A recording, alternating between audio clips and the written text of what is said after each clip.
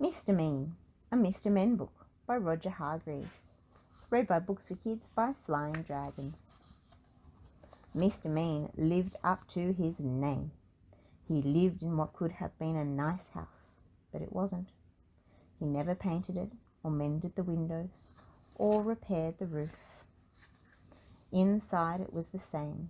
No carpets, no curtains, no pictures, no fires.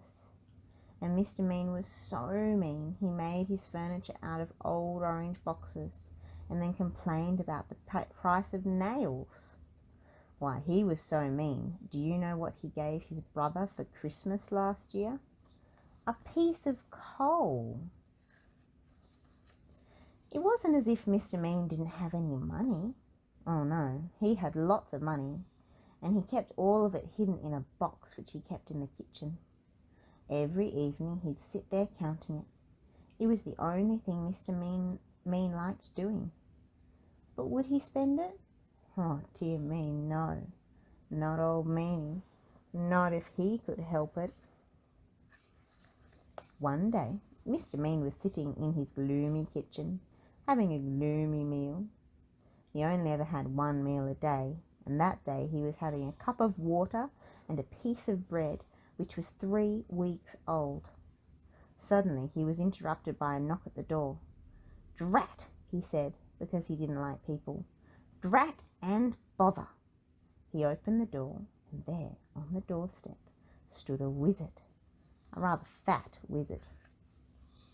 "Hello," said the wizard. "I wonder if, by any chance, as it's such a warm day, you could possibly, if it's not too much trouble, be so kind as to, if it's not too inconvenient, perhaps, as I'm very thirsty, provide me with, do you think, a glass of water? If it's not too much to ask, a glass of water, please." He was a very wordy wizard. "No," replied Mr. Mean rudely, and shut the door in his face, and went back into his kitchen to finish his meagre meal. But there, standing in front of him, was the wizard. "How did you get in?" gasped Mr. Mean. "Well," replied the wizard, "it was by, how shall I put it, I just, waved the old what's-his-name magic wand, don't you know, and, here I am, if you know what I mean." "You must be very poor," he remarked kindly, looking around. "Oh, yes, I am," lied Mr. Mean.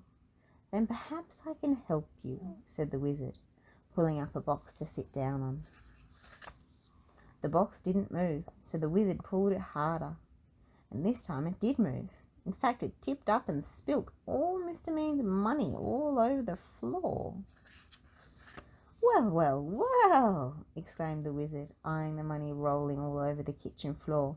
"Well, well, well, well, well, well! It would appear to me," he continued, "that you, sir, are an old meanie." Mr. Mean didn't hear him. He was too busy scrabbling all over the floor trying to pick up his money. "And meanies," added the wizard, "need to be taught a lesson." So saying, he waved his magic wand. All the money turned into potatoes. "Potatoes?" Poor Mr. Mean. Oh dear me," he wailed. "Please turn my money back into money. Oh, please, please, please," he begged. "Perhaps," replied the wizard. "But on the other hand, taking all things into account, by and large, things being what they are on the face of it, perhaps not. However," continued the wordy wizard, "if you make me a solemn promise never to be mean again, then I will turn your money back into money. But," he added sternly, "if you are ever mean again, then it's, how shall I put it, then it's potatoes for you, my lad, if not other vegetables as well." Then the wizard had the glass of water he'd come for in the first place, except that it was a cup of water, because Mr. Mean didn't have any glasses. Then, with another wave of his wand, he turned the potatoes back into money, and with another wave of his wand made himself disappear. "Stupid wizard," murmured Mr. Mean, picking up all his money. The following day, Mr. Mean decided to walk to town. He never took the bus because that cost money. On the way, he met an old washerwoman carrying an enormous bundle of washing.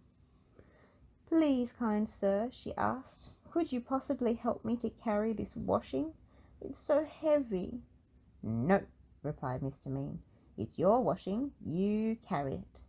But as soon as he'd said that, he felt a tingling in his nose. Mr. Mean's nose turned into a carrot. "Oh no," he gasped. The old washerwoman chuckled, and then Mr. Mean remembered the wizard's words. "Yes, yes," he cried in a panic. "Of course I'll help you."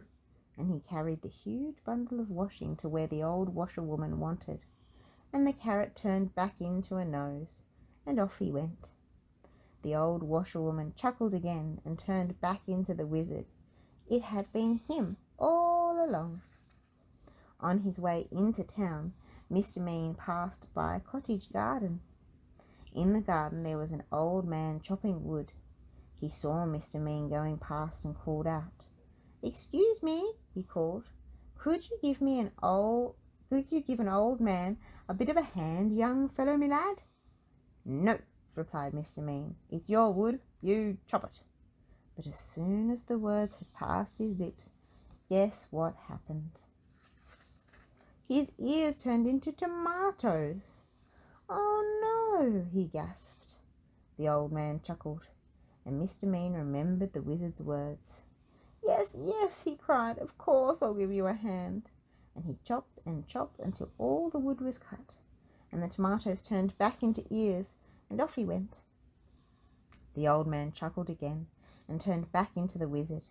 He was teaching Mr. Mean a lesson, just as he'd promised. Eventually, Mr. Mean arrived in the town. There was a little boy crying because his ball had got stuck on top of a wall. "Please, sir," cried the boy, "please, sir, could you reach my ball down for me?" "No," retorted Mr. Mean. "It's your ball. You—" Then he stopped. There was a funny tingling feeling in his feet. "Yes, yes," he said hurriedly, "of course I will." And he reached up and passed the ball to the boy and went on his way, looking anxiously at his feet. The little boy stopped crying and turned into the wizard. "I think," he said to himself, "I think that Mr. Mean, by and large, is beginning, if I'm not very much mistaken, to not be quite so mean, and I think, although I could be wrong, although I never am, that he has, thank goodness, learned his lesson. Today Mr. Mean's nothing like so mean as he used to be, and he doesn't keep his money in a box in the kitchen any more. He spent it all on having his house mended and painted and made spick and span, and he's turned into quite a generous sort of a fellow. Goodness, he's so generous. Do you know what he gave his brother last Christmas? 2 pieces of coal.